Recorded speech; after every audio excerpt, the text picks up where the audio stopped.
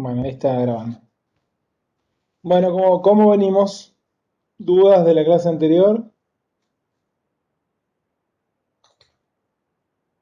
Nada, ¿vienen bien con la bibliografía? Buenas, ¿cómo va? Buenas, Yo Carolina. tengo una duda con respecto a fechas. Quería saber si ya hay fecha más o menos del próximo parcial, si va a ser con la misma modalidad y eso. La Porque modal- no, la modalidad es la misma, sí. ¿No les dieron ayer la genial. fecha? No les dieron No, ayer no nos la la fecha. dijeron. La próxima clase ya se la van a dar, la fecha. ¿Mm? Ok, perfecto. Genial, Pero gracias. todavía no se había fijado en la cartera, pero hay una fecha tentativa, pero pensé que ayer ya la iban a notificar. No quiero decirlo porque no está consensuado. Estamos todavía igual, nos falta un poquitito, vamos atrasados en el dictado, pero bueno, hoy ya estamos iniciando unidad 5. Estas unidades son más dinámicas, son más cortas, por lo menos las damos más cortas. Así que, bueno, ¿alguna pregunta más? Que no sea de fechas que no les puedo dar, lamentablemente.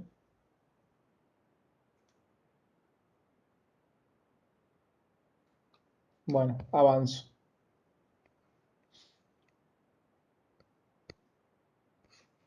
Hasta la semana pasada habíamos dado condiciones de trabajo, nos quedaba el último puntito que yo le dije. Eh, que era el tema de flexibilización laboral, que igualmente algo hablamos, pero ¿qué es la flexibilización laboral? Eh, Básicamente es un proceso de disminución de las protecciones laborales basado en la idea de que el mercado laboral muchas veces se ve eh, afectado por una excesiva intervención del Estado. De ahí nace la idea de flexibilizar. Flexibilizar, que bueno, flexibilizar la regulación. O sea, que haya menos regulación por parte del Estado.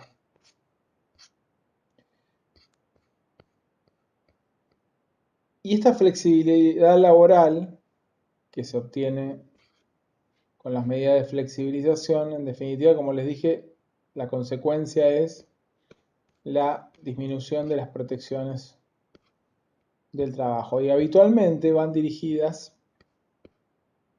a la disminución de los montos indemnizatorios en las indemnizaciones por despido, sobre la idea de que si la indemnización por despido es más baja, el empleador va a va a verse más incentivado a tomar trabajadores porque sabe que en el caso que los tenga que despedir no va a tener un costo laboral tan alto. Básicamente las perspectivas neoliberales son las que apuntan a la flexibilización laboral y sostienen como una de las causas del desempleo la excesiva rigidez de las regulaciones estatales y por eso lo opuesto sería la flexibilidad. Presupone que el libre juego de la oferta de trabajo y la demanda de trabajo permite un acceso más dinámico al empleo.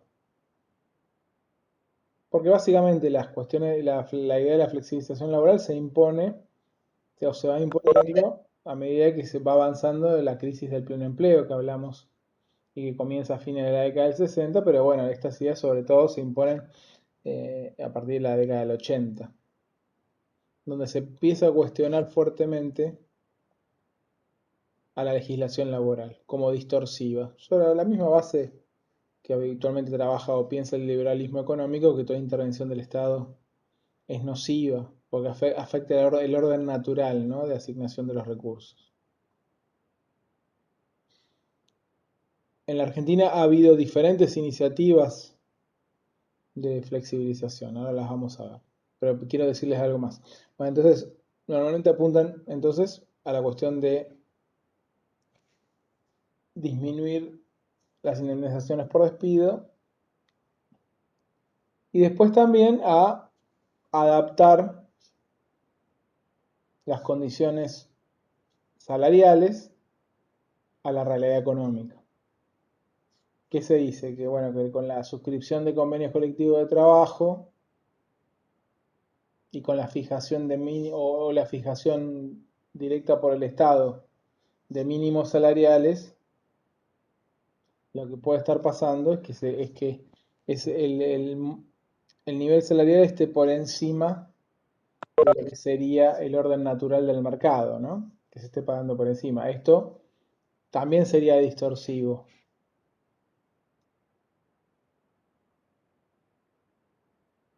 Con lo cual, oferta y demanda deben fijar el precio del salario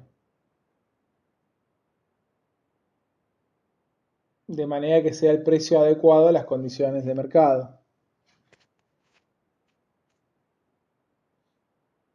Porque estas distorsiones también generan desempleo. Y acá volvemos, que también tiene que ver con lo anterior que dijimos, pero el tema se habla del costo laboral, que ahí también enunciado en, en el punto anterior de la unidad. El llamado costo laboral. ¿Qué es el costo laboral? Bueno, básicamente son los costos salariales, ¿no? Que incluyen, el salario se paga mensualmente, así como las indemnizaciones por despido. Todo lo que involucra el pago de prestaciones, más allá de que tengan naturaleza salarial o no, pero las prestaciones que se le abonan al trabajador.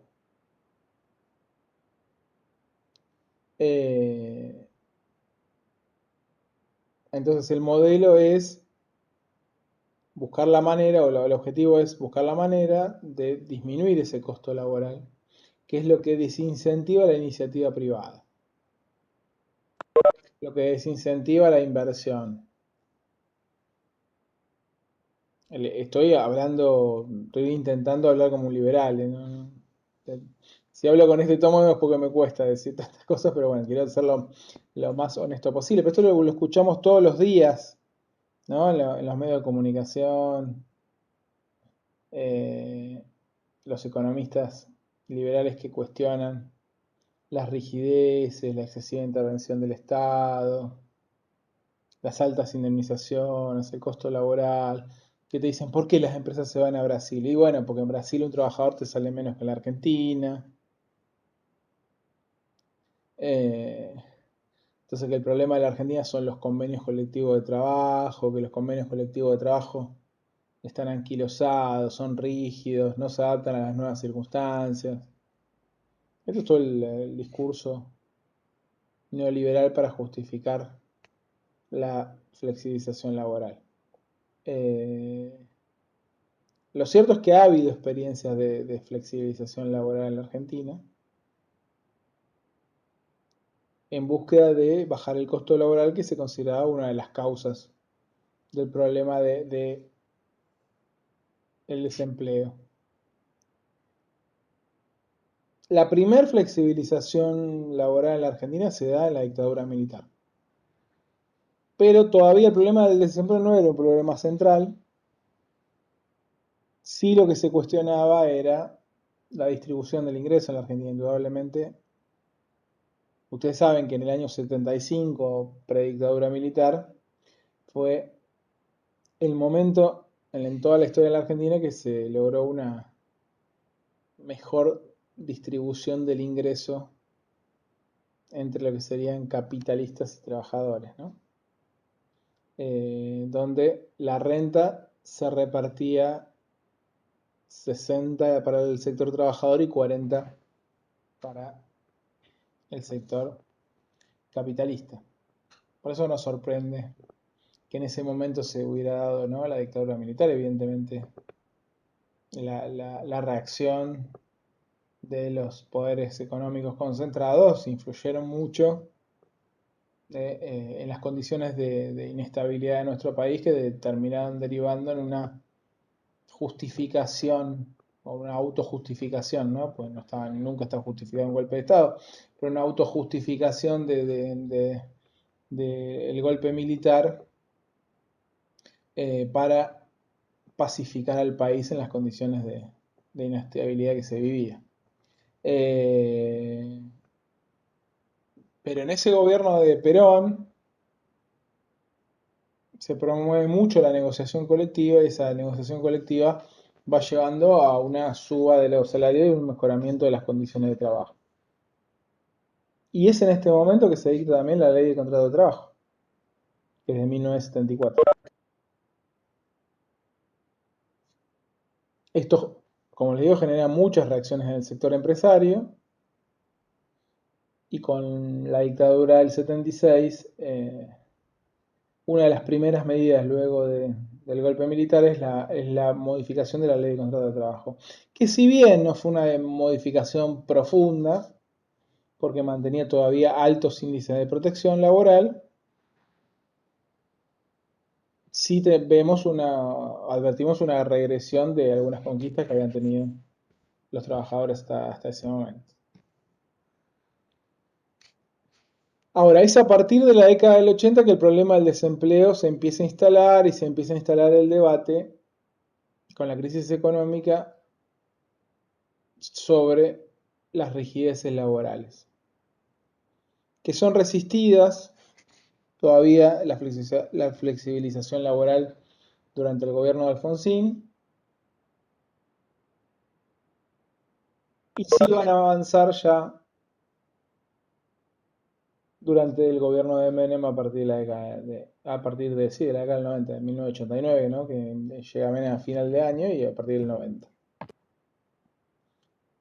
Y la ley que de alguna manera representa el inicio de un proceso de flexibilización laboral en la Argentina es la Ley de Empleo 24.013.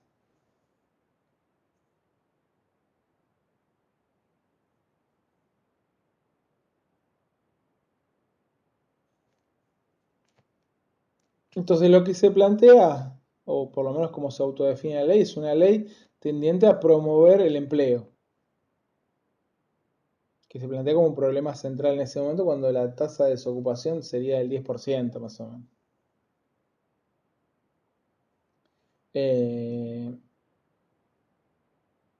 La vigencia de la ley de empleo nos marca un crecimiento de la tasa del desempleo del 10% al 28% durante la ley de empleos se pone en práctica en el año 91, y va a ser recién en el año 2000, ya con el gobierno de la Rúa, que se va a derogar los aspectos más regresivos de la ley. ¿Cuáles eran los aspectos más regresivos de la ley? Era la creación de los llamados, o la aprobación de los llamados contratos basura. Los contratos basura eran contratos dirigidos a jóvenes que iniciaban su primer empleo, a contratos de aprendizaje, a contratos en empresas que lanzaran nueva actividad, o sea, el que desarrollara e hiciera una inversión en una actividad nueva podía usar este tipo de contratos, que tenían una disminución del costo de las contribuciones patronales, de los aportes y las contribuciones patronales, con lo cual en algunos casos incluso no tenía cobertura social en términos de seguridad social.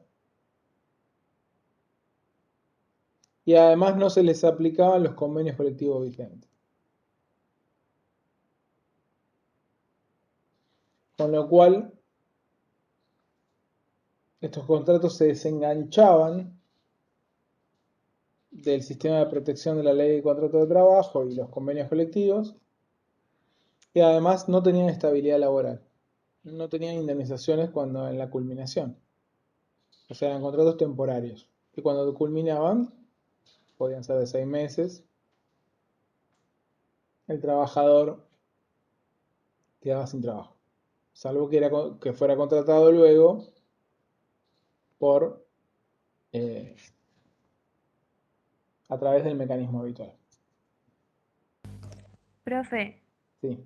perdón que moleste. Eso puede ser, acá en mi ciudad está la oficina de empleo que te contratan por 4 meses, es acá. Yo porque trabajé así una vez y después el empleador si quería te seguía contratando, pero te pagaban, no sé, calculo yo que era el Estado el que te pagaba, pero sigue como que está ¿Qué eso tipo de todavía. empleos eran? ¿Qué tipos de empleos eran? Me estás hablando en la oficina de empleo. Yo, por ejemplo, estuve en una tienda de ropa como, me sale como clienta, como Vendedora. vendedora. Sí, después ¿Y era hay, por temporal el ejemplo, trabajo? sí, era solo por antes era por 6 meses y ahora que yo estuve hace 2 años atrás capaz, son de 4 meses y Bueno, te pagaban una suma de dinero. bueno, eso que trabajaste vos es absolutamente ilegal, ya te lo digo. Eh, no se permiten las empresas de servicios eventuales para trabajos no eventuales. Ese no es un trabajo eventual. Así que tiene que ser un trabajo que empiece y termine en un tiempo corto para vos poder celebrar un convenio temporario. Trabajar de vendedor es un trabajo permanente, con lo cual es ilegal la utilización de una empresa de servicios eventuales. Eh, pero bueno, no es habitual el incumplimiento, ¿no? de las normativas laborales, el fraude laboral, digamos. Lo que hablábamos, es muy habitual. Estos contratos no es el caso de que vos estás hablando, además porque se derogaron hace mucho, como te dije, ¿no? Incluso todavía no había terminado el periodo de políticas neoliberales, pues seguía el gobierno de la Rúa y ya se estaban derogando, porque evidentemente habían sido un desastre. Porque la primera consecuencia fue la sustitución de trabajadores con mayor calidad de trabajo por trabajadores con contrato basura. Encima, se mezclaba también en la ausencia de control del Estado por el desmantelamiento de las áreas de control de los ministerios de Trabajo nacional y provincial. Entonces, el incumplimiento de las normas, pues supuestamente esos contratos iban dirigidos a situaciones muy particulares, no se podían usar para cualquier cosa. Pero se usaban para cualquier cosa, incluso no se podían renovar por más de un periodo, se renovaban por más, o sea, por más de un periodo y nadie controlaba eso. Entonces lo que se veía también es una ausencia de control de parte del Estado. Pero además de los contratos Sí, basura, ¿alguien me quería preguntar algo? sí, no, que de 4 a 6 meses no es el tiempo de prueba también, ¿no será que estaba ella en tiempo de prueba? Sí, bueno, el periodo de prueba existe, igual no dura ni 4 ni 6, pero dura 3. Pero el periodo de prueba Ajá. no se puede usar abusivamente y de manera habitual, digamos. Es una sola vez y es entre un trabajador individual y un empleador, no a través de empresas que intermedien, digamos. Como una oficina de empleo lo que estás hablando acá. El periodo de prueba no es un contrato, aclaremos. El periodo de prueba es un periodo. O sea, no existe el contrato a prueba. Eh, es un periodo en el cual no, en realidad no es que no hay, sino se disminuye la indemnización por despido. Nada más. Después, las condiciones son exactamente las mismas que para cualquier trabajador. Es un periodo que dura 3 meses.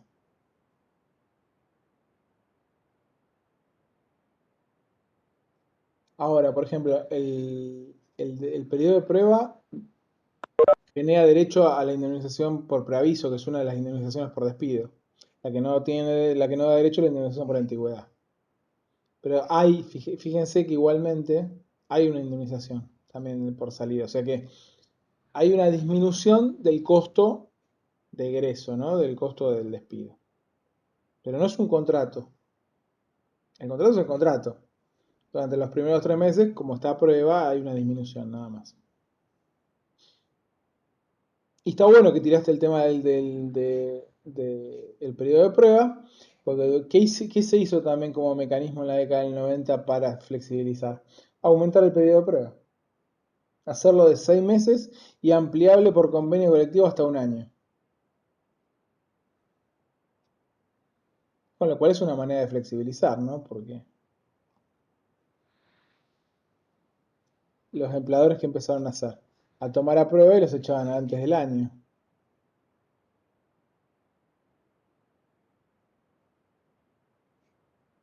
Eso fue entonces otro de los mecanismos utilizados. Y ahí el programa nos habla de ¿Remuneración durante todo ese año? ¿Cómo? ¿Sin remuneración durante todo un año?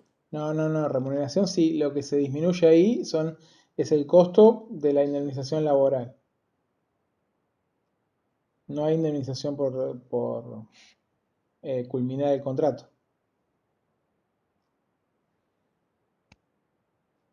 Profe, después de 6 meses uno tiene derecho a... A la indemnización por despido, que es la de antigüedad. No, pero digo, cuando no estás en blanco. Es después de 6 meses que podés, Bueno, repito lo que dije en clases anteriores. sí, Estar en negro no quita ningún derecho. Lo único que cambia es que el empleador no ha registrado la relación de trabajo. Entonces, eso mismo. entonces da lo mismo estar en negro o en blanco cuando hablamos de los derechos del trabajador. Hay- Solo que sí tiene una incidencia, pero un momento.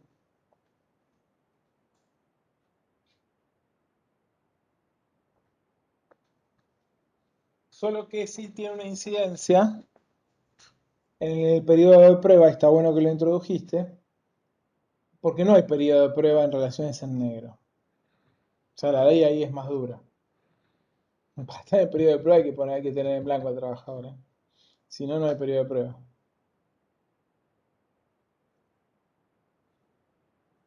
O sea, para gozar de ese beneficio hay que declararlo.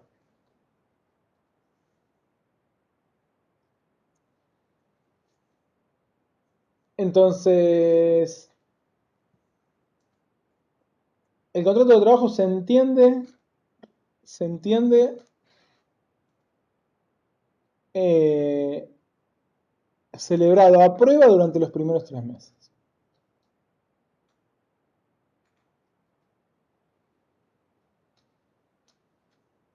Si acá me pregunta Estela Maris, si es de 3 meses actualmente, es de 3 meses actualmente.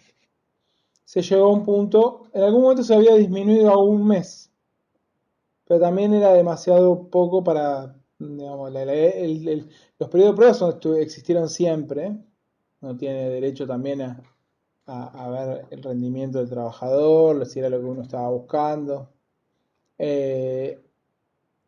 Y después se lo volvió a llevar a 3 meses, que se considera el tiempo más adecuado. Ni 1 mes, ni 12 meses, ni llegar a los 12 meses como se planteaba en aquella ley como posibilidad por convenio colectivo de trabajo.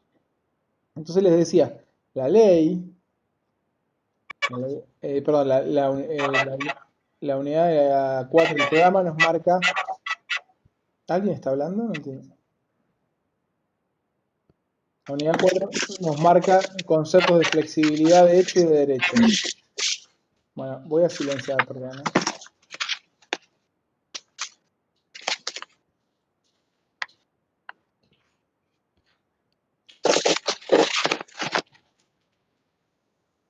La, la, el programa en la unidad 4 nos marca conceptos de flexibilidad de hecho y flexibilidad de derecho. Cuando hablamos de flexibilidad de derecho es cuando esta flexibilidad se impone por modificaciones normativas. Lo que estábamos diciendo de recién, por ejemplo, la ley de empleo. La modificación del periodo de prueba. Luego, en el 2000 vino otra ley, la 25250, que además también intentó flexibilizar el régimen de convenios colectivos de trabajo. Esas son formas de flexibilidad de derecho. Pero también la flexibilidad de derecho opera. ¿Y cómo opera la flexibilidad de derecho? Y bueno, si prolifera el fraude laboral y encima el Estado no controla, la flexibilidad se da de hecho. Porque si tengo trabajadores que en vez de estar en relación de dependencia son monotributistas, o trabajan por sistema de cooperativa cuando no corresponde que sea una cooperativa, o se usan demasiados contratos educativos para situaciones que no deberían usarse, o tengo muchas relaciones de trabajo en negro,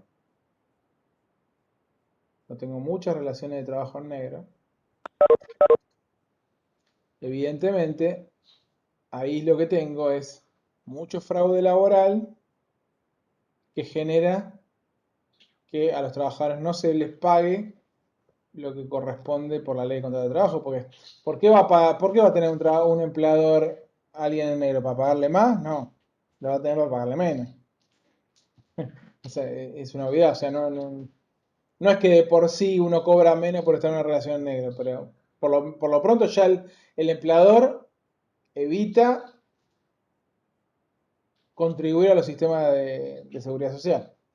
O sea, ya se está quedando con algo que le da un derecho al trabajador, por ejemplo, el acceso a una jubilación, el acceso a obra social, se queda con parte del salario del trabajador porque los aportes que tiene que tener el trabajador los termina reteniendo y que tienen que ir al organismo de seguridad social, los retiene el empleador y habitualmente paga menos salario que el que corresponde. Bueno, todo eso que por ahí no implicó una modificación normativa, pero se da de hecho.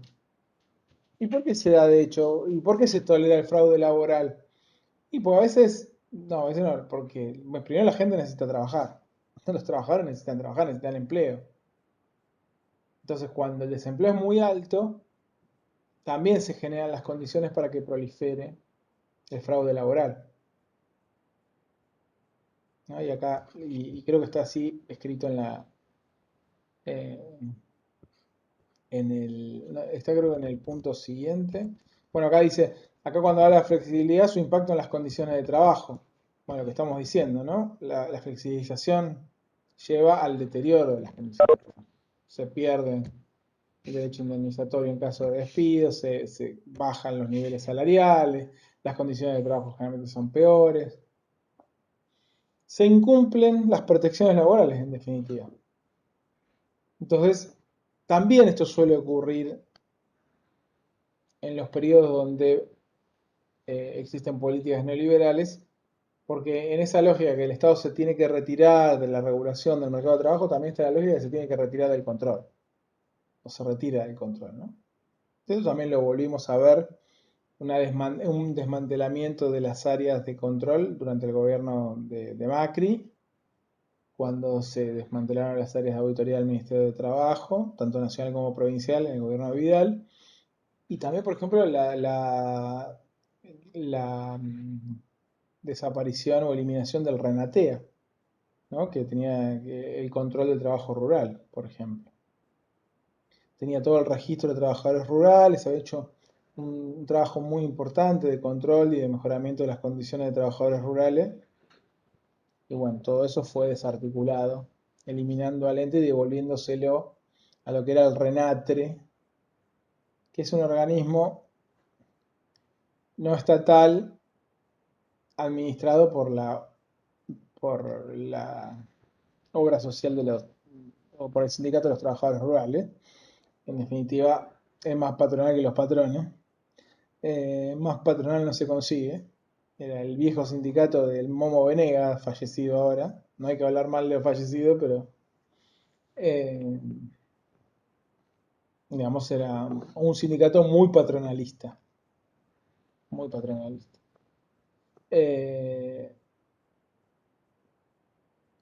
Entonces, de esa manera, con el retiro del Estado, del control,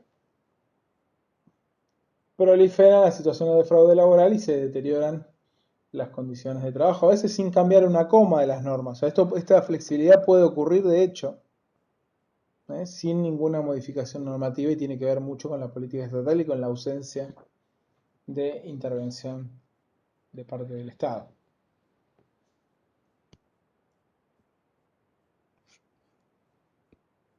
Bueno, y yendo ya a la unidad 5, lo que advertimos que el gran motorizador entonces del deterioro de las condiciones de trabajo, además de las políticas de Estado, es el desempleo. Y ya lo dijimos el otro día y lo repetimos ahora, el desempleo no es...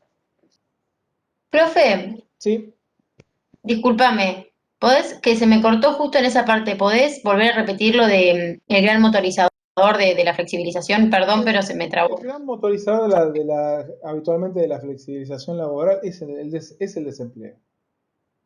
Porque se lo toma, por ejemplo, como excusa para promover la modificación de las normas, digamos,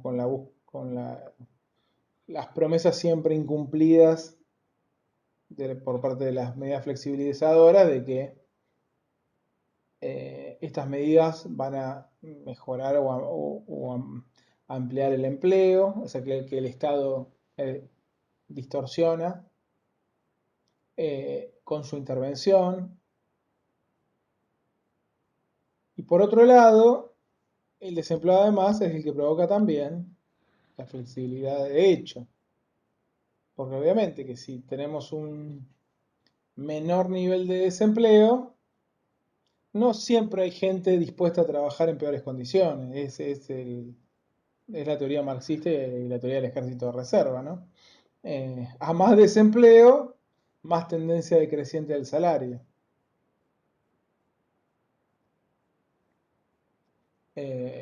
Y suele haber más tolerancia.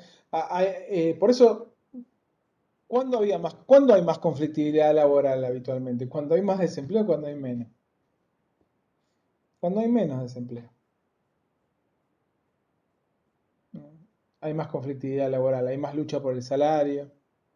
Habitualmente cuando hay más desempleo, más flexibilidad de hecho, el conflicto está más planchado, porque la gente necesita laburar. Necesita primero que la exploten, ya no se queja por la explotación, necesita que la exploten, porque si no te explotan te morís de hambre, ¿no? Es caer, digamos, no tener empleo en la sociedad salarial y en la actual sociedad, la post-sociedad salarial, es no acceder a los bienes básicos de la vida. El trabajo es el gran integrador social.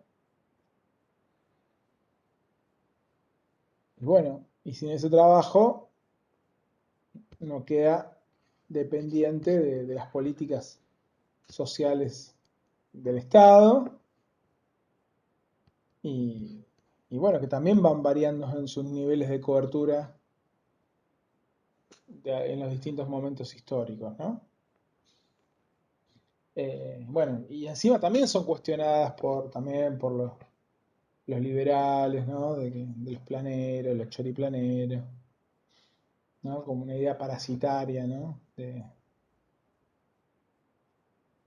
Y se promueven formas de flexibilidad de hecho, romantizadas con un lenguaje como que tiene palabras como el emprendedor, ¿no? Si yo me pongo una parrilla en la puerta de mi casa y vendo chorizos porque no consigo trabajo, digamos, mi iniciativa privada indudablemente busca sacarme adelante y no soy dependiente de un plan, ¿no?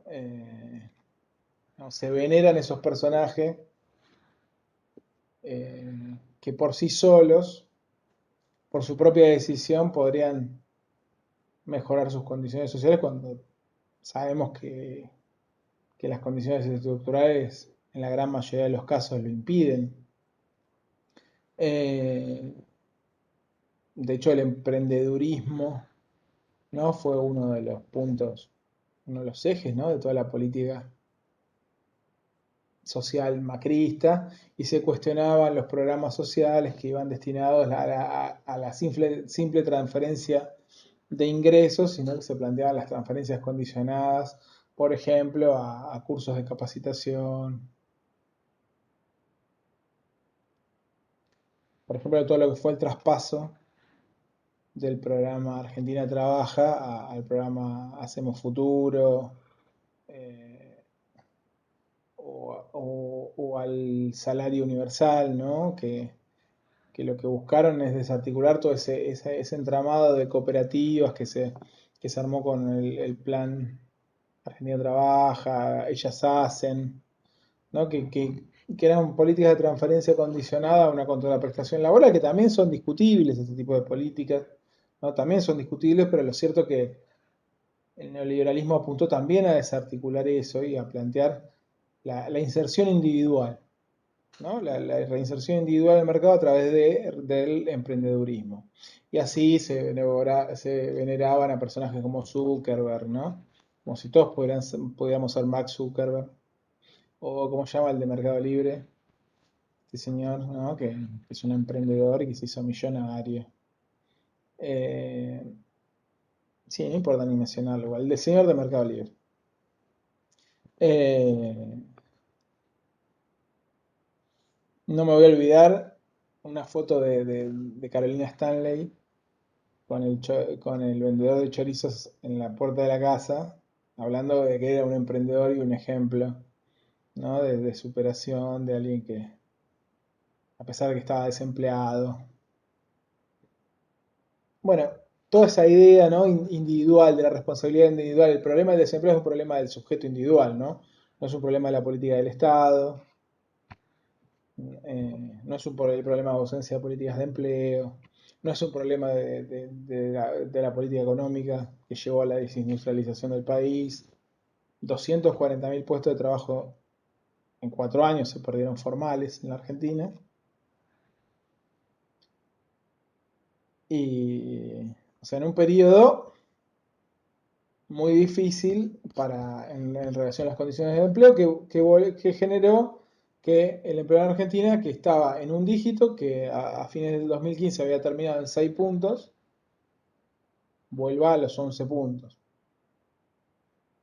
O sea, volvemos a tener 2 dígitos, todavía mucho más bajo que lo que había sido 2001, pero con niveles más altos en muy poquito tiempo, casi la duplicación del nivel de desempleo.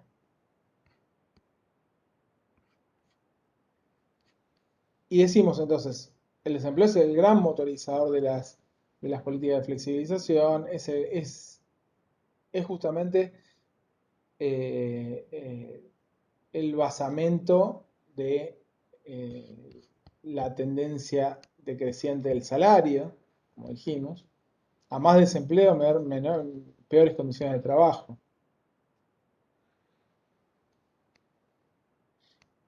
Entre ellas las condiciones salariales, ¿no? Y en aquella ley 24.013, también como parte de ese conjunto de medidas tendientes a combatir, como se decía, el flagelo del desempleo, porque era un flagelo, ¿no? No era el resultado de políticas neoliberales, es un flagelo. El flagelo del desempleo, el Estado no tiene nada que ver con eso.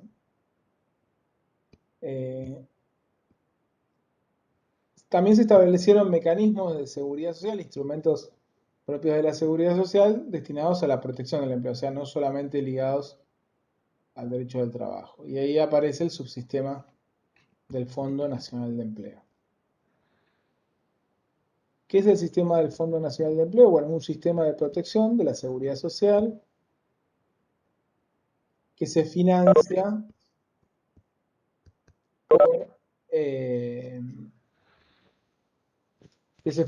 por las contribuciones patronales.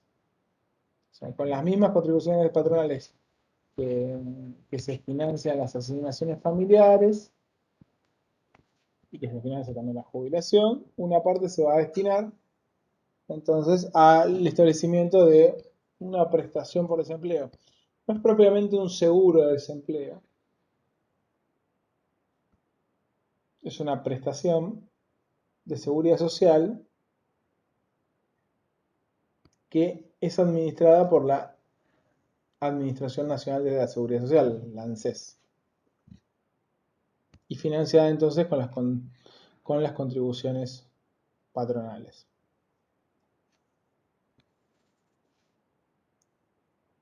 ¿Cuál es la prestación? Bueno, es una prestación económica mensual, que lo que busca es sustituir con una prestación más baja económica al salario en actividad,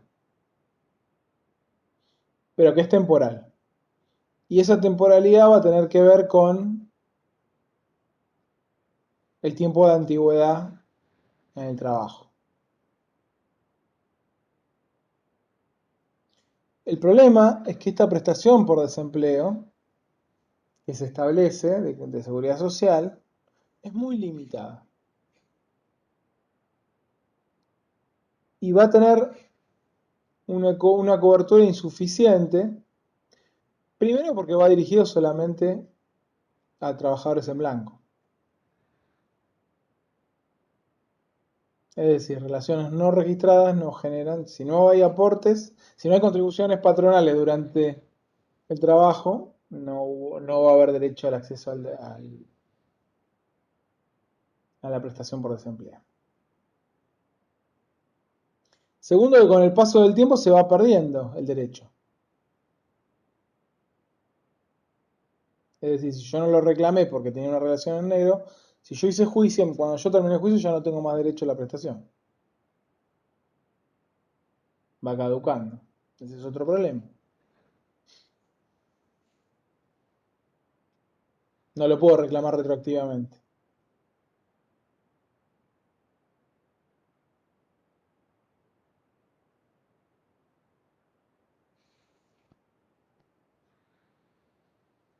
¿Y qué se considera desempleo en ese sistema de prestación?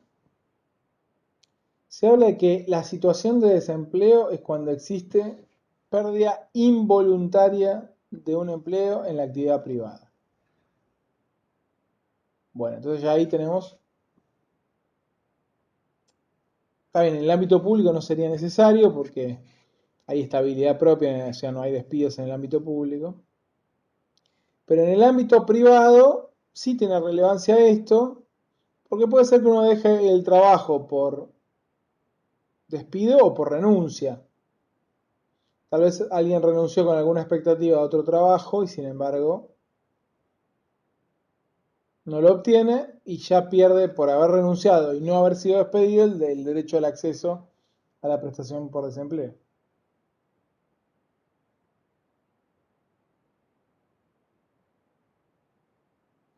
Es decir, pérdida de trabajo por una decisión voluntaria.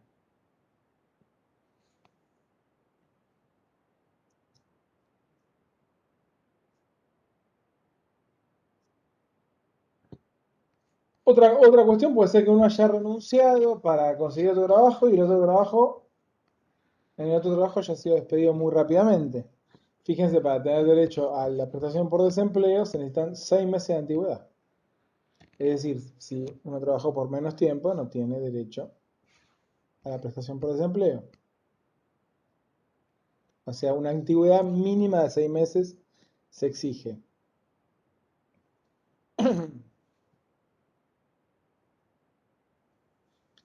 Y es incompatible con cualquier otro ingreso previsional o no contributivo. Por ejemplo, una prestación por discapacidad.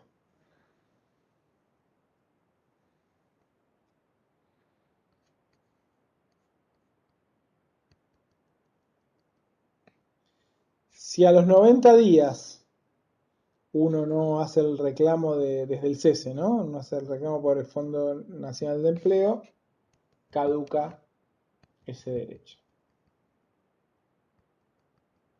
Ahora, las exclusiones o las limitaciones de acceso no terminan ahí. Dijimos que va dirigido a trabajadores de actividad privada. Ahora, no a todos los trabajadores de actividad privada y seguimos limitando.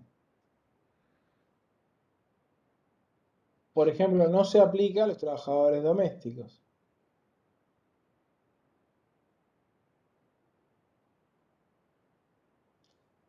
Tampoco se aplica a los trabajadores de la industria de la construcción o de trabajo agrario porque tienen regímenes especiales. Obviamente tampoco se aplica a los trabajadores autónomos porque va dirigido a trabajadores en relación de dependencia.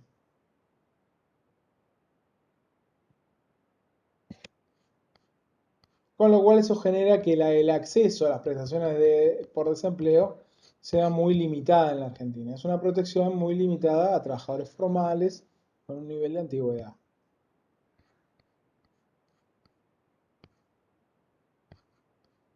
Entonces, se financia con la contribución patronal que hace el empleador, que es una contribución unificada que sirve para todo, sirve para jubilaciones, financia lo del PAMI, financia las asignaciones familiares y financia también las prestaciones por desempleo. No se financia con aporte de los trabajadores, solo con las contribuciones patronales.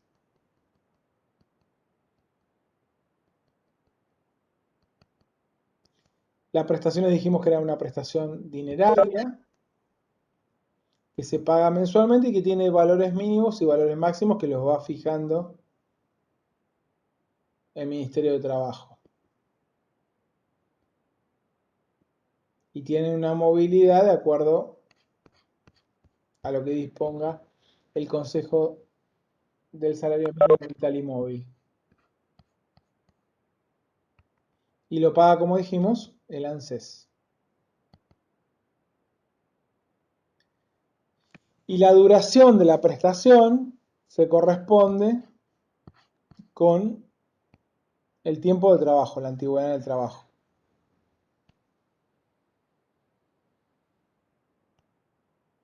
Dijimos, se necesita una antigüedad mínima de 6 meses. Y así en una escala, la ley va marcando que si trabajé 6 meses tengo 2 meses de prestación por desempleo. Si trabajé 12 meses tengo 4 meses de prestación por desempleo. Si trabajé 24 meses tengo 8 meses. Fíjense, siempre es la tercera parte.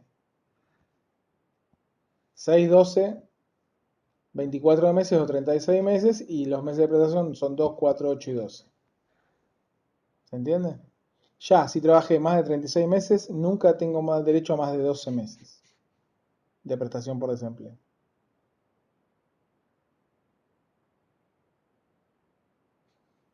Es el tope máximo que dura esta prestación, con lo cual ahí tenemos otra limitación, ¿no? Sobre todo cuando los periodos de desempleo se hacen muy largos, ¿no? Si pasan los 12 meses ya no tengo más esta prestación.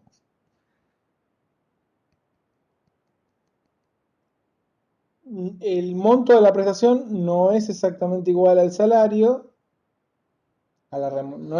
sino que es un porcentaje del salario.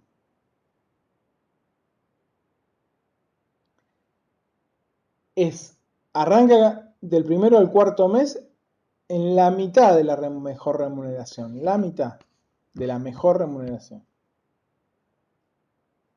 Y luego se va disminuyendo hasta llegar al 70%, luego del cuarto mes. Hasta llegar al 70% de ese monto inicial. A su vez, la ley establece que cuando hay una edad de 45 años o más de los beneficiarios, puede haber derecho, en caso que de la antigüedad, a 6 meses adicionales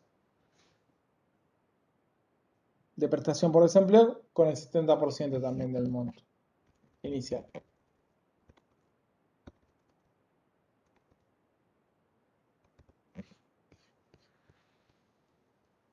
Como les dije, la ley de empleo fue derogada en sus aspectos más regresivos, pero una de las cosas que se dejó incólume de la ley es este sistema de la prestación por desempleo. del sistema del Fondo Nacional de Empleo. Bueno, esto lo encuentran en la ley 24.013, más o menos artículo 116, no me acuerdo en el artículo, pero por ahí, en la ley. En el capítulo está de todo esto que estoy explicando y además en la bibliografía hay una ficha que está bien desagregado los aspectos principales de la ley. Se llama ficha prestaciones por desempleo, se llama.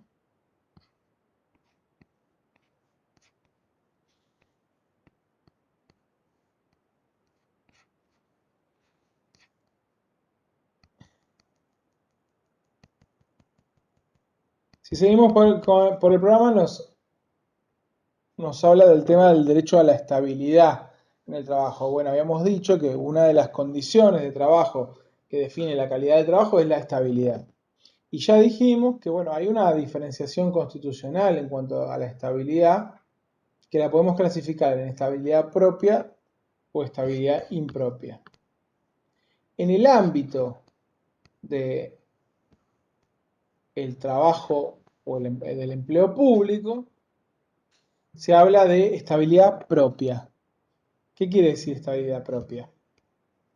Un momentito.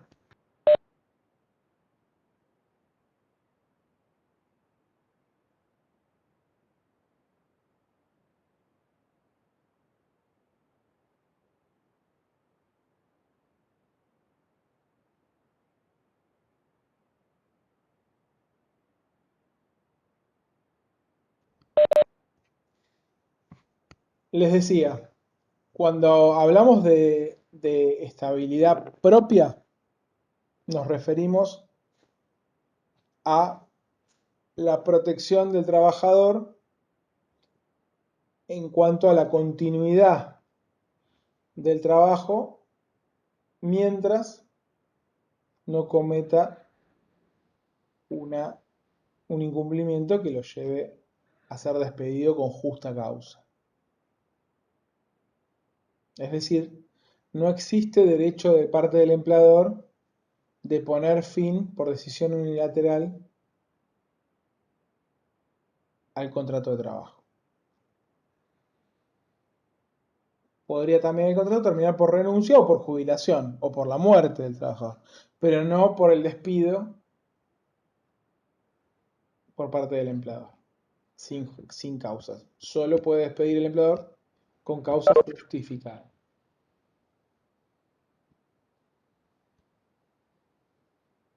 Por otro lado, hablamos de la estabilidad impropia.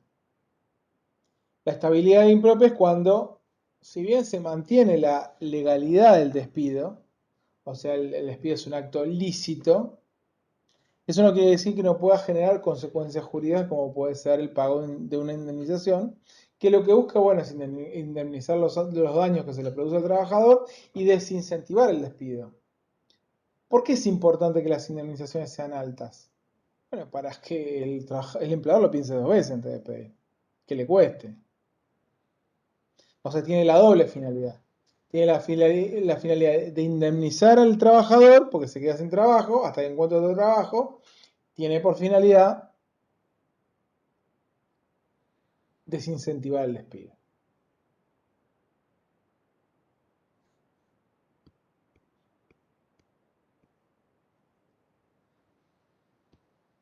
Y el artículo 14 bis diferencia y habla de la estabilidad del empleado público y la protección contra el despido arbitrario.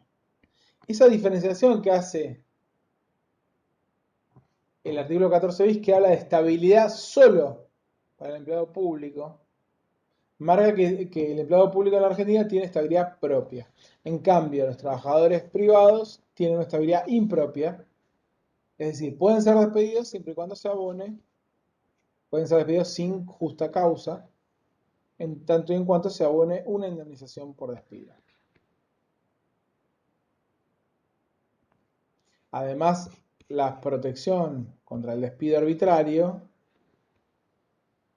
y la protección de la estabilidad en general, que derivan de uno de los principios que ya hemos dado del derecho de trabajo, que es el principio de continuidad, ¿no? Lo que debe propender la ley laboral es a que el trabajo, el contrato de trabajo continúe.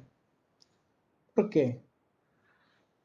Porque de él depende el proyecto existencial del trabajador, ¿no? Le genera condiciones de previsibilidad y genera certidumbre,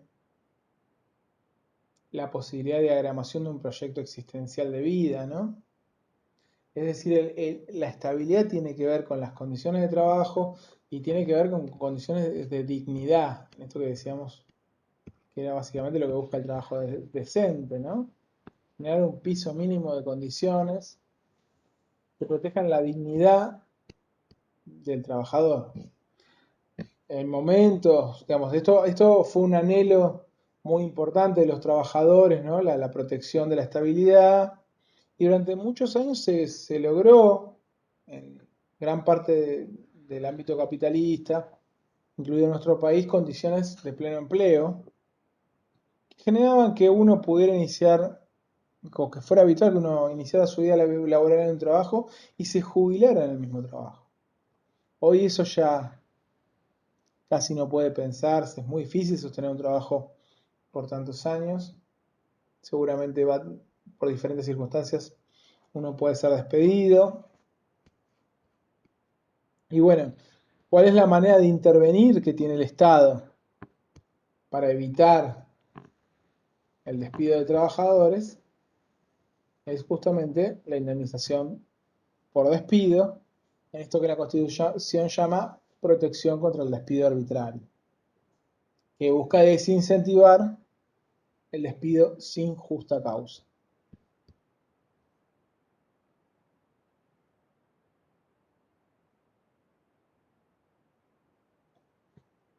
Y como dijimos, el empleo público es un caso aparte, ¿no?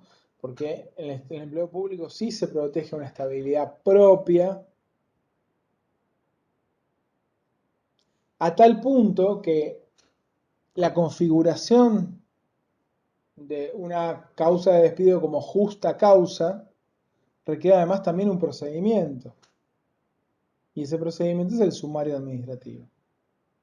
¿Qué es el sumario administrativo? Bueno, un procedimiento por el cual se le imputa un incumplimiento al trabajador y se le da al trabajador el derecho de defensa, el derecho a aportar pruebas y obliga al empleador también a aportar pruebas para configurar la causal de despido. Si no hay sumario, no hay causal justificada, pues yo puedo decir, bueno, te despido porque robaste, pero yo además eso lo tengo que acreditar con pruebas en un sumario administrativo.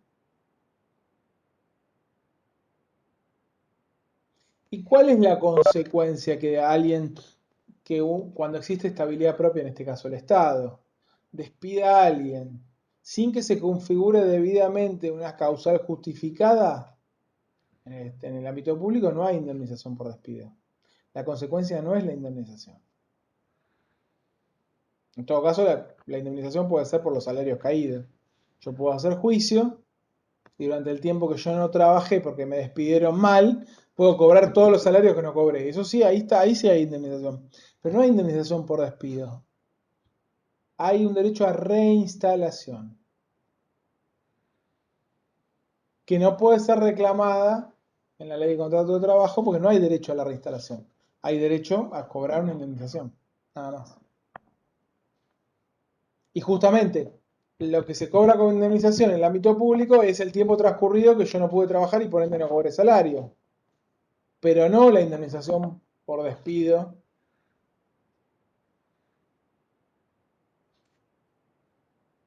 que no se registra porque en realidad no cesa la relación, va a haber una reinstalación y hay una reconducción de la relación laboral, incluyendo o computando como periodo de antigüedad los periodos caídos.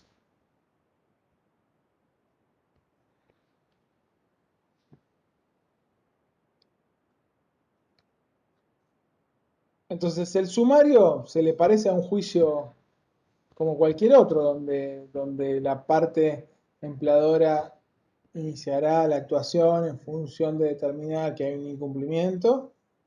Eso tiene que ser notificado al trabajador para que presente su defensa. Hay un momento de aporte de pruebas, que ambas partes pueden presentar la prueba, y hay alguien, el sumariante, que toma la decisión final en función de las pruebas producidas y habiéndose garantizado el derecho de defensa. No obstante, uno puede cuestionar el resultado de un sumario y un juez resolverá si fue adecuadamente despedido o no. Y en caso que no lo considere así, habrá derecho a la reinstalación.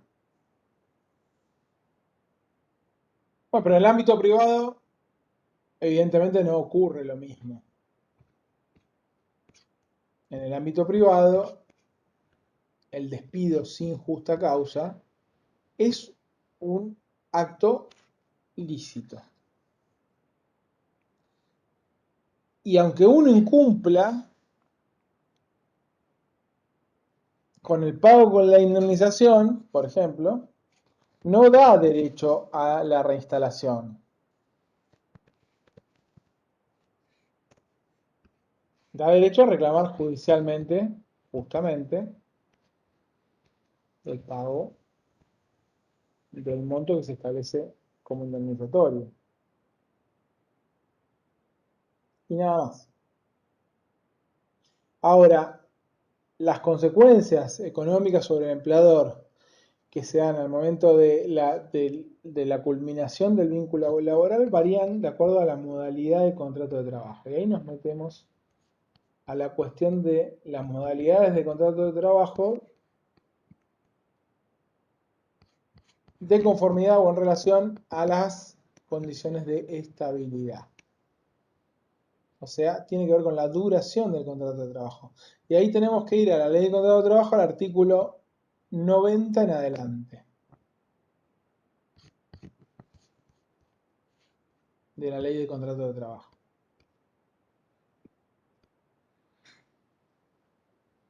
Y ahí dice, de las modalidades de contrato de trabajo, dice la ley. Y fíjense cómo arranca el artículo 90, dice, el contrato de trabajo se entenderá celebrado por tiempo indeterminado, salvo que su término resulte de las siguientes circunstancias. Bueno, ahí dice cuáles son las excepciones. Pero la regla es que el contrato de trabajo se entiende celebrado por tiempo indeterminado. ¿Qué quiere decir por tiempo indeterminado? Es que no es temporario. En principio y la regla es la indeterminación del plazo de duración del contrato de trabajo.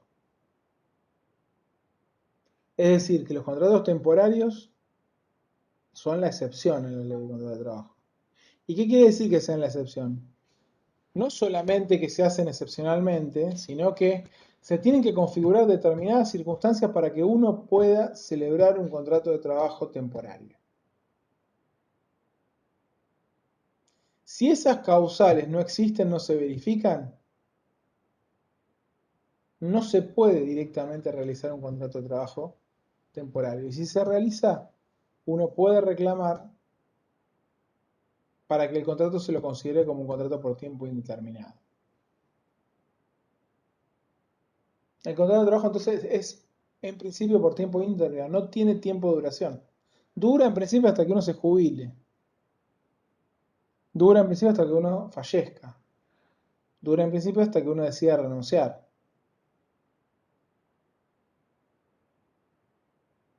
O dura en principio hasta que hasta que el empleador lo despide y pague.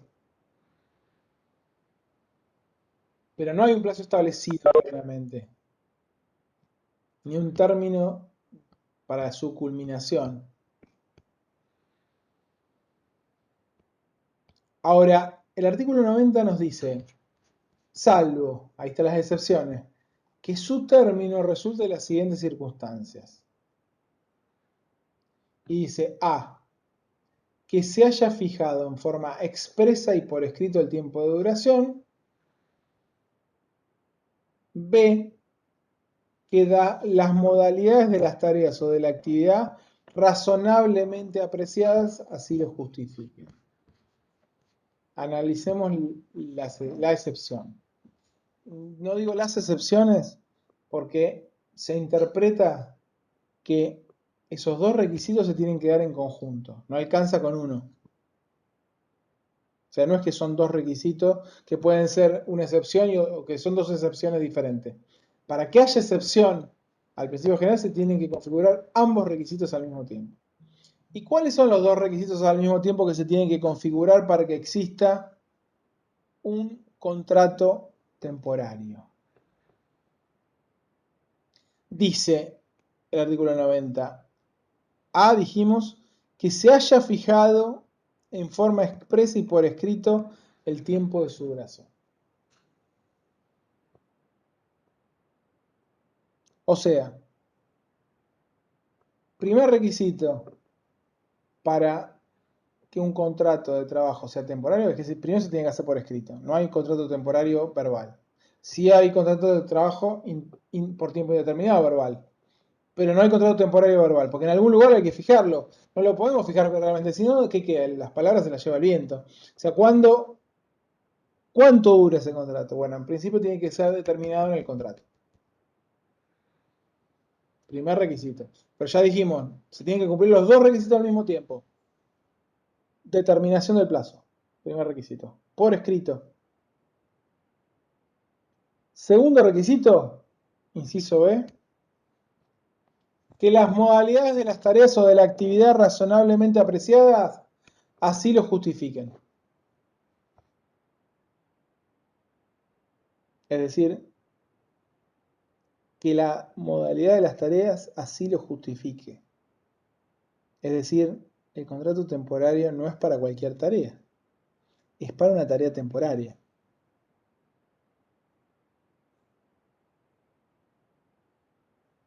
Si la tarea no es temporaria, no se justifica un contrato temporario. Si la tarea es permanente, el contrato tiene que ser indeterminado. ¿Bien? Entonces, los dos requisitos son determinación del plazo por escrito, que las tareas así lo justifican.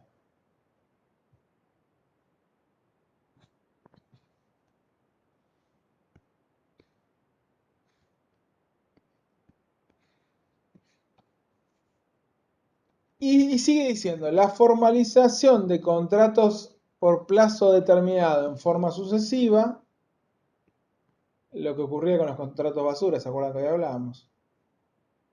Que exceda de las exigencias previstas en el apartado B de este artículo, que era la justificación, convierte el contrato en un contrato por tiempo indeterminado. Es decir, si se abusa de la renovación,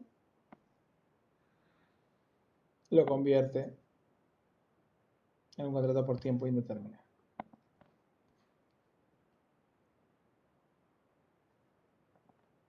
Y dice el artículo 91, el contrato por tiempo indeterminado dura hasta que el trabajador se encuentre en condiciones de gozar de los beneficios que le asignan los regímenes de seguridad social por límites de edad y años de servicio, es decir, hasta la jubilación.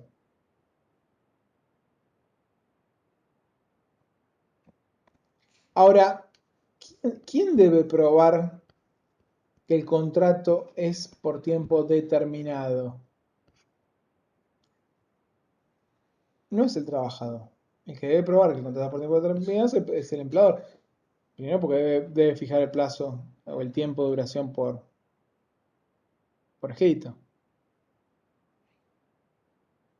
No sirven los testigos. No sirve el acuerdo verbal. Lo debe probar, ¿y cómo lo debe probar? Con el contrato. Ahí. Si no tiene cómo probarlo, el contrato se considera por tiempo indeterminado.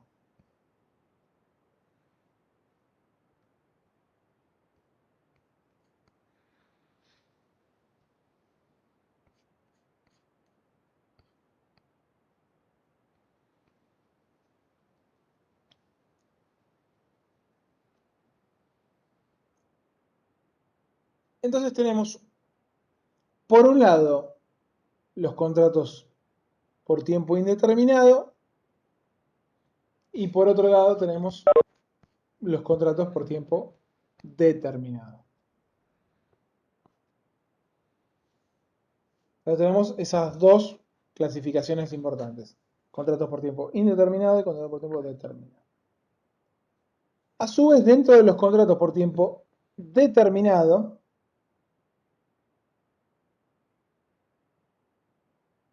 tenemos dos tipos de contratos.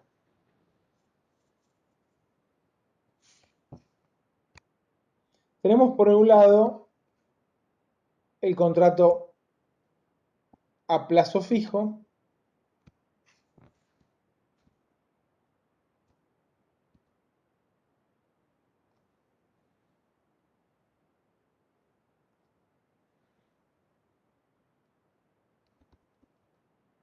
que es el que está establecido en el artículo,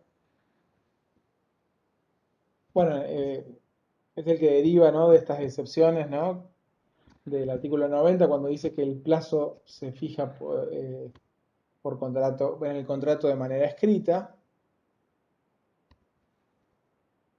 y que puede durar, de acuerdo al artículo 93, hasta por un plazo de 5 años. O sea, hay un plazo máximo, hasta 5 años.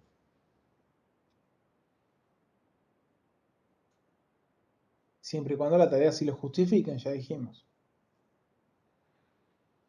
¿Y hay plazo mínimo? No. Yo puedo contratar a alguien a plazo fijo si, por ejemplo, contrato un mozo para una fiesta de 8 de la noche a 5 de la mañana. Y a las 5 se va y se terminó el contrato. ¿Y por qué se justifica? Y bueno, porque la tarea iba a durar una noche. ¿Ven? Puedo contratarlo por contrato a plazo fijo. O lo puedo contratar por otra modalidad de contrato que se llama eventual. En el contrato eventual yo no puedo determinar fácilmente el plazo. Entonces, establezco el mecanismo para determinarlo. El plazo no es determinado, sino determinable. Por ejemplo, ahí sería, en ese caso, ese mismo ejemplo, si es por contrato eventual, yo podría decir, lo contrato mientras dure la fiesta. Entonces después le pagaré por el tiempo que trabajó. Yo sé cuándo empieza la fiesta, pero no sé cuándo termina. Si se quedan todos borrachos hasta las 8 de la mañana y el mozo se tiene que quedar, bueno, cobrará por el tiempo que durara la eventualidad, que en este caso era, se terminaba la fiesta. También son contratos eventuales, por ejemplo, las suplencias. La suplencia es un típico de contrato eventual, ¿no? Lo contrato para que reemplace a alguien durante el tiempo que está de licencia. O si yo sé que alguien se va de viaje por un tiempo que yo ya sé cuál es el tiempo, puedo contratar a alguien por un reemplazo de 2 semanas. Ahí puedo hacer un contrato de plazo fijo.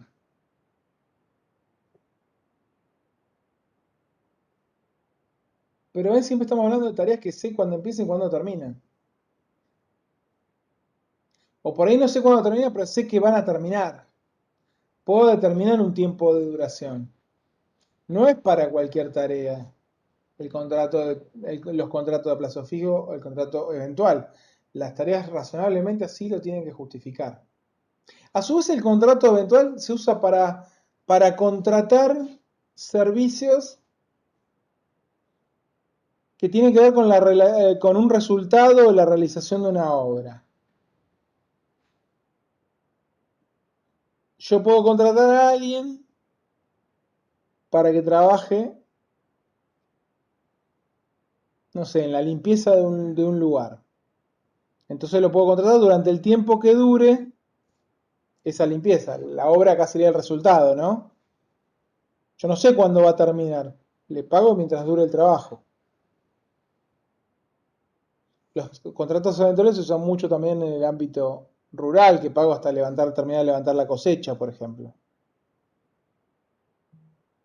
O sea, es el resultado de lo que define el tiempo. Pero yo sé qué es lo que estoy pidiendo. Sé claramente, lo puedo determinar. No está determinado, pero es determinable el plazo. Entonces, en el contrato de trabajo, A plazo fijo, el tiempo de duración está supeditado a la fijación de un plazo, de un término cierto.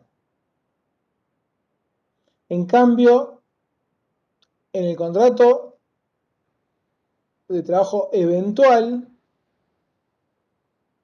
la duración del contrato está supeditada a un tiempo que es incierto, pero determinable.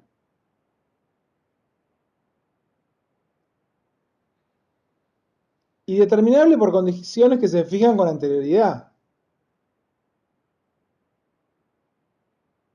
¿Bien? Esa es la diferencia entre uno y otro. Mientras uno culmina por el vencimiento del plazo, en el otro culmina por el vencimiento de la eventualidad.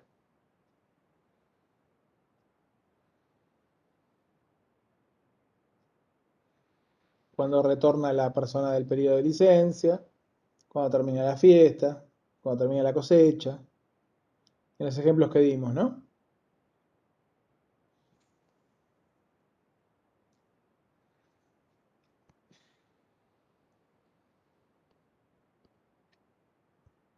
Ahora, el contrato a plazo fijo tiene alguna condición particular, porque ¿qué diferencia hay con el eventual? Bueno, en el contrato a plazo fijo yo sé cuándo va a terminar.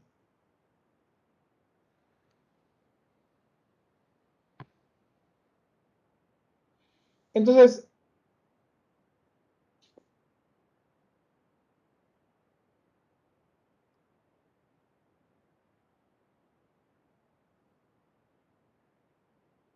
cuando el contrato de trabajo termina,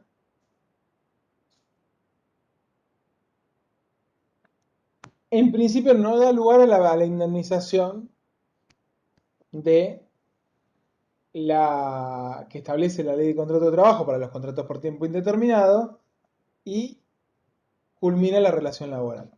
Ahora, para que culmine, la ley exige otro requisito.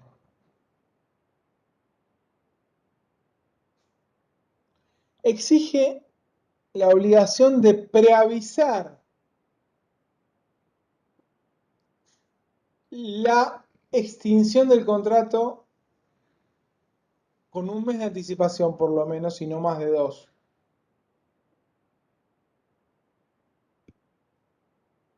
Siempre y cuando el plazo sea mayor de un mes, ¿no? Es decir, yo empleador, un mes antes de que termine,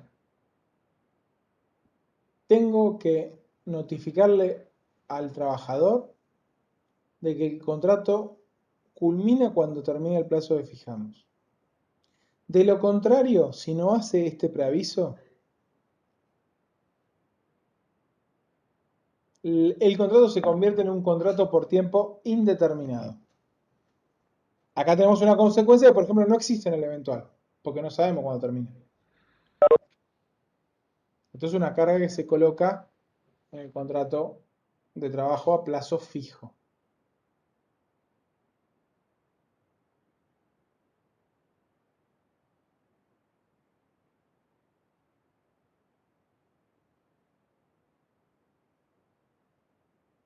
A su vez,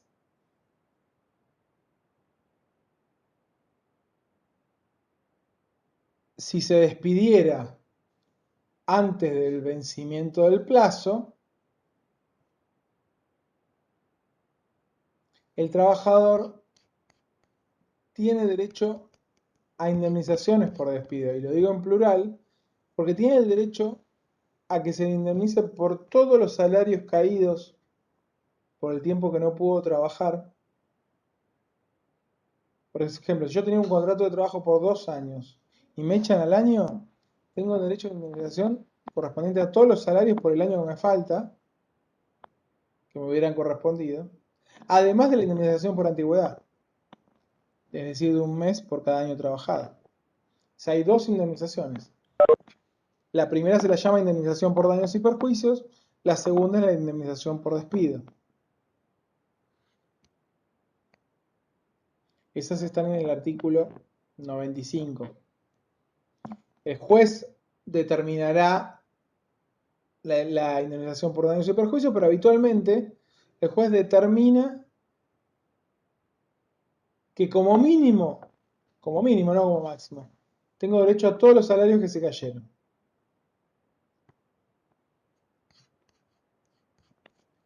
Y si termina el contrato y se hizo todo bien, terminó el plazo, el empleador preavisó, ¿hay derecho a indemnización? Hay derecho a indemnización. Se establece una indemnización disminuida del 25% de la indemnización. Es como una prestación por egreso.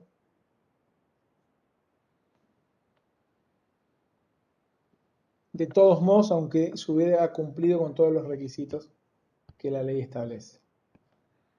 Esta idea del preaviso no existe en el caso del contrato de trabajo eventual. Porque verdaderamente el contrato de trabajo eventual no se sabía cuándo iba a terminar. Entonces la indemnización por daños y perjuicios no hay indemnización por daños y perjuicios porque no sabemos cuándo iba a terminar, pero sí tendremos una indemnización por antigüedad. En el caso que se diera con anterioridad. Y si el contrato termina por la realización de la eventualidad, en ese caso tendremos esa indemnización disminuida del 25%, igual que el contrato a plazo fijo. Como ven, el contrato a plazo fijo es un contrato muy peligroso, porque si el empleador despide antes de tiempo o el empleador omite el preaviso, se convierte en un contrato por tiempo indeterminado muy fácilmente, solo por olvidarse de preavisar. Con lo cual, hay muy poco incentivo en los empleadores de utilizar este contrato a plazo fijo que establece la ley. Y cuando se da la posibilidad de hacer uno u otro, el a plazo fijo o el eventual, los empleadores optan por el eventual, porque tiene menos protección o menos reglamentación que el contrato a plazo fijo.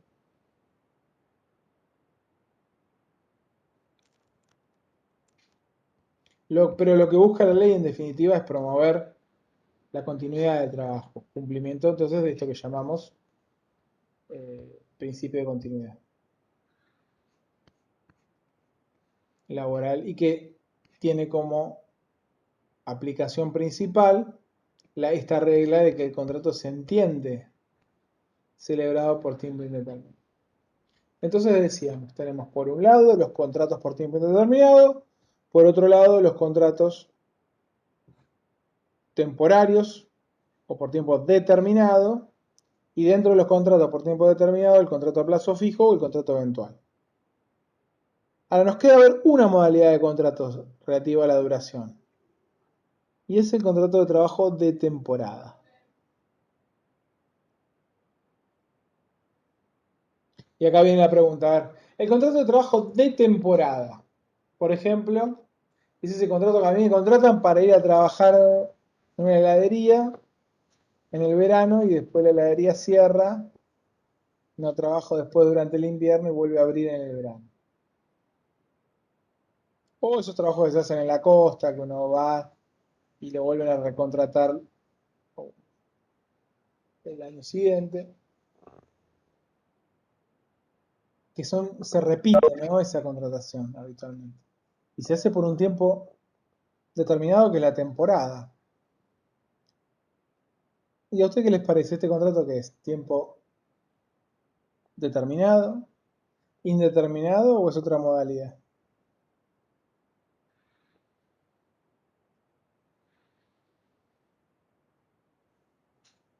¿Otra modalidad? No. Por- Se lo considera un contrato por tiempo indeterminado. Y ahora les voy a explicar por qué. Para responder esta pregunta hay que mirar la ley. Y cuando uno mira la ley, ¿qué nos dice? Artículo Esperen que no me acuerdo el artículo del contrato de trabajo por temporada.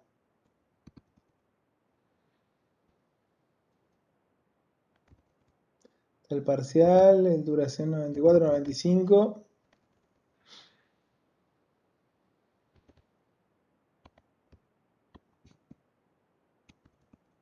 Acá está, 96.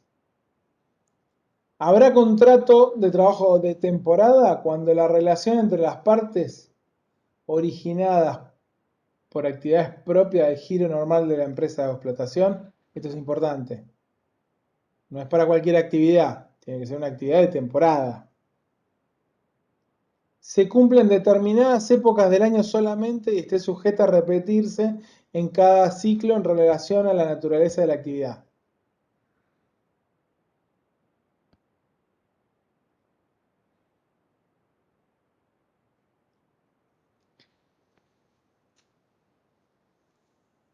Entonces, ¿qué dice?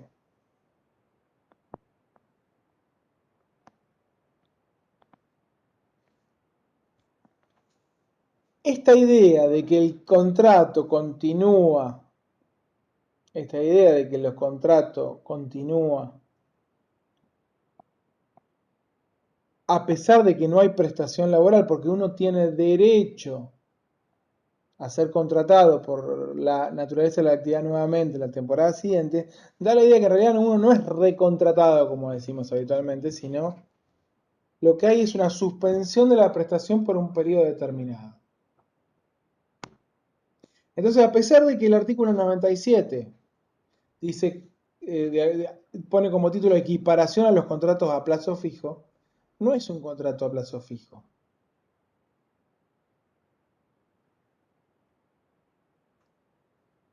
Sino que lo que está diciendo es que genera la misma indemnización doble que establece el contrato a plazo fijo.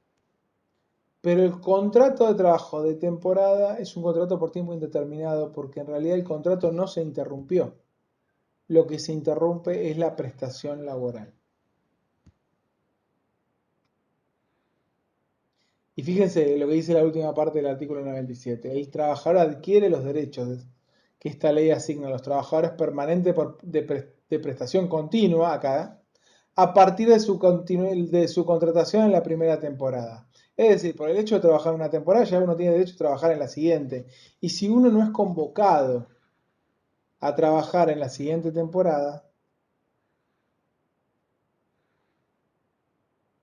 uno se puede considerar despedido y gozar de la indemnización que establece el artículo 97.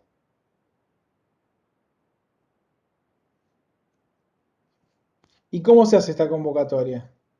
Bueno, 30 días antes del inicio de cada temporada, el empleador debe notificar al trabajador de la voluntad de reiterar el ciclo anterior, reiterar la prestación. Y si ¿Puedo eso hacer no una ocurre, pregunta? ¿cómo? Si puedo hacer una pregunta, si te Sí, puedo pues, hacer una pregunta. sí. Los contratos de la Junta Electoral, por ejemplo, ¿son este caso? ¿Cuál es el contrato de la Eh, Junta Electoral? cuando se contrata, tengo mucha gente que trabajó de esa manera, en los momentos de elecciones. Si a vos no te llaman, te Ah, contrata la ¿vos estás diciendo justicia electoral. cuando vos vas a ser presidente de mesa? No, no, no. Cuando en la época de elecciones para Ah, empadronar, no, bueno, pero estamos hablando del Estado, volvemos a lo mismo que decimos ah, siempre. El Estado utiliza mecanismos flexibilizadores y utiliza contratos eventuales o contratos a plazo para tareas que no necesariamente deberían ser tales. pero Pero, es un contrato por temporada. o puede ser por temporada, pero no se aplica la ley de contrato de trabajo. Ellos no usan una modalidad de contrato dependiente, sino los contratos temporarios en el Estado se utilizan figuras autónomas, de trabajo autónomo habitualmente. Locaciones de servicio, locaciones de obra. Entonces, en vez de un contrato eventual se usa un contrato de locación de obra. o si no de locación de servicios si tiene un término prefijado. Así que no sería el caso por el tipo de trabajo, porque acá es el trabajo en el ámbito público y nosotros estamos hablando de la aplicación de la ley de contrato de trabajo.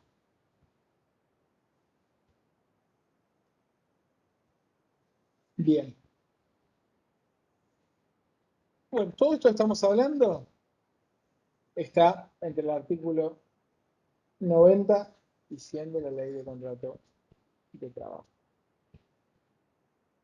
Y para no hacerla más larga hoy, y vamos a dejarlo porque si no ya abrimos un capítulo importante que es la extinción del contrato de trabajo, lo vamos a dejar para la semana que viene y abro a preguntas que tengan.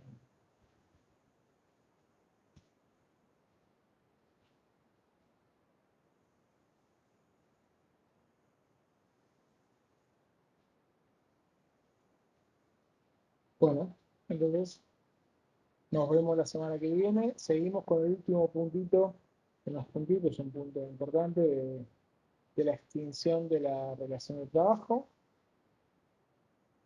Básicamente vamos a hacer hincapié en los dos mecanismos más importantes de extinción, o los tres mecanismos más importantes de extinción, que son el despido, la renuncia y la jubilación. Para luego hablar un poco de las protecciones de género, que algo ya habíamos hablado en la unidad 1 cuando vimos el texto de espacio, pero ya ahora nos vamos a meter directamente en las protecciones de género que establece la ley de contrato de trabajo y que también se advierten en las prestaciones de seguridad social, ¿no? Y acá vamos a ver algunas cuestiones interesantes, por ejemplo, que tienen que ver con los deberes de cuidado, ¿no? Que también habitualmente son y los sistemas de cupo.